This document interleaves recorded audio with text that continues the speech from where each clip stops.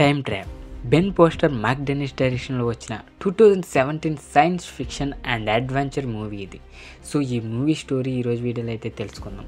తప్పిపోయిన విద్యార్థుల కోసం ఒక ప్రొఫెసర్ ఎలా నెతుక్కొచ్చాడు అనేది, వీళ్ళని ఎలా కనిపెట్టాడు అనేది ఈ స్టోరీ.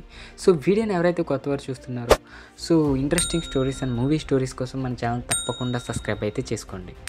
హప్పర్ ఆర్కాలజీ ప్రొఫెసర్ 1970 నుండి తప్పిపోయిన హిప్పీల బాటలో రిమోట్ గుహ వ్యవస్థను అయితే అన్వేషిస్తాడు. ఒక టన్నెల్లో ఒక కోయ్బాయ్ ఆగిపోయినట్లే కనిపించిన తర్వాత అతను పట్టణానికి తిరిగి వస్తాడు. అతను గ్రాడ్యుయేట్ విద్యార్థులైన టేలర్, జాకీని తొలగించి వారి పరిశోధన పూర్తయిందని అయితే పేర్కొంటాడు.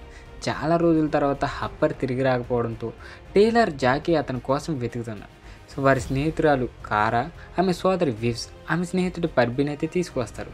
ఒక గుహ ద్వారా క్యాంప్ నైట్కి హప్పర్ యొక్క కాలిబాటను అనుసరించి వారు లోపలికి వెళ్ళే తాళ్ళు ఎక్కే ప్రవేశాన్ని అయితే కనుక్కుంటారు. వారు దాన్ని అనుసరించాలని నిర్ణయించుకున్నారు. కానీ పుర్బీ బేస్ క్యాంప్కు బ్యాకప్గా ఉండటానికి అయితే ఎంచుకున్నాడు. వారి వింత శబ్దాలు వింటూ గుహలోకి అయితే దిగారు.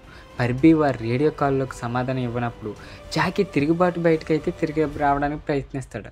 కానీ తాడు తెగిపోతుంది. ఆమె పడిపోయింది. తనకు టేలర్కి గాయాలై సహాయం కోసం పిలుపునిస్తూ వారు గుహ లోపల నుండి ప్రసారాన్ని అందుకుంటారు. దాన్ని అయితే అనుసరిస్తారు. వేరొక జంక్షన్ వద్ద వారు గుహ పుర్బీకి మరో ఓపెనింగ్ అయితే కనుగొంటారు. మెడ విరిగిపోయి చనిపోతుంది.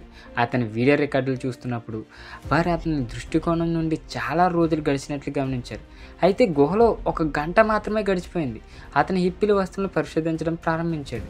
వారి హప్పర్ తల్లిదండ్రులు అని అది తప్పిపోయిన సోదరి కోసం వెతుకుతున్నాడని అయితే తెలుసుకున్నాడు.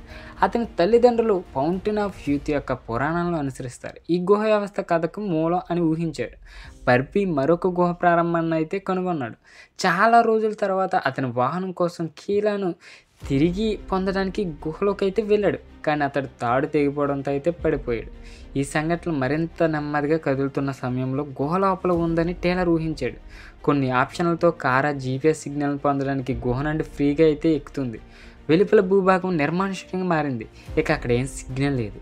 గుహకు తిరిగి రావడం, వీడియో రికార్డులను పోల్చడం కారా ఉపరితలంపై సుమారు 30 నిమిషాలు అయితే అనిపించింది. అయితే ఆమె టేలర్ యొక్క సిద్ధాంతాన్ని ధృవీకరిస్తూ వారి దృక్కోణం నుండి గరిష్టంగా కొన్ని సెకండ్లు అయితే వెళ్ళిపోయింది. పర్బీ యొక్క ఫుటేజ్ను మళ్ళీ సమీక్షించడం ద్వారా అతను పతనం నుండి బయటపడ్డాడు. కానీ ఒక కేవ్ మ్యాన్ చేత హత్య చేయబడ్డాడు. సో కారా టేలర్ సమయ వ్యత్యాసాన్ని వారు అనుమానించిన దానికంటే చాలా తీవ్రంగా ఉందని అయితే మొత్తం సంవత్సరాల సెకండ్లో గడిచిపోతున్నాయని అయితే అంచనా వేశారు. అంటే వారు గుహ లోపల ఉన్న కొన్ని గంటల బయట అనేక వందల లేదా వేల సంవత్సరాలకైతే సరిపోతున్నాయి. మరింత అరుపులు విని కారా సహాయం కోసం మళ్ళీ పైకి ఎక్కడానికి సిద్ధమవుతుంది.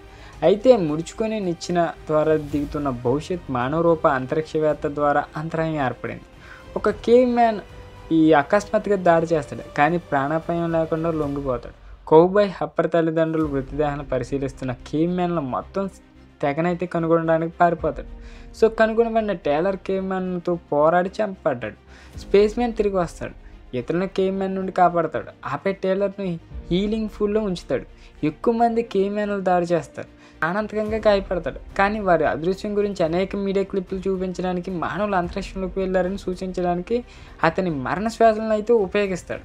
టేలర్ హప్పర్ గాయపడినట్లయితే గుర్తించాడు. అతను దీర్ఘకాలంగా తప్పిపోయిన తన సోదరి గుహ వ్యవస్థ మధ్యలో ఉన్న జలపాతం, సమయం వక్రీకరణకు మూలమైన జలపాతంపై నియంత్రణపై సో గుహవాసులతో యుద్ధ విజేతల దళం అయితే ఉంది. హప్పర్ ఫీల్డ్ ఇక్కడ బలంగా ఉందని వివరిస్తాడు. తన సోదరుని రక్షించడం అసాధ్యం. అతను కూడా చనిపోతున్నాడు కాబట్టి వెళ్ళి ఇతరులను రక్షించమని టేలర్తో చెప్పాడు. స్పేస్ మ్యాన్ నిచ్చెనతో గుహను విడిచిపెట్టడానికి సిద్ధమవుతూ విద్యార్థులు గుహలో ప్రవేశించడానికి ముందు వారిపై దాడి చేస్తారు. కారా తన స్నేహితులకు సహాయం చేయడానికి ముందు భవిష్యత్ జీవులచే పోర్టల్ ద్వారా లాగబడుతుంది. వారి దృక్కోణంలో ఆమె పోర్టల్ ద్వారా మళ్ళీ కనిపిస్తుంది. విభిన్న వస్తువులు, దుస్తులు ధరించి తాడు లాంటి మెకానిజంతో ఆమె స్నేహితులను అయితే లాగుతుంది. కొద్దిసేపటి తర్వాత పర్బీ పేర్కొంటాడు. హప్పర్ కుటుంబంతో పాటు అందరూ తిరిగి పొందబడ్డారు. హీలింగ్ వాటర్తో పునరుద్ధానం చేయబడతాడు. సో ఇతరులు వచ్చారు కానీ తాము స్పేస్ స్టేషన్లో ఉన్నామని మాట్లాడడానికి చాలా ఉన్నాయని తాము ఇక్కడ ప్రసిద్ధులను సంతోషంగా వివరిస్తారు.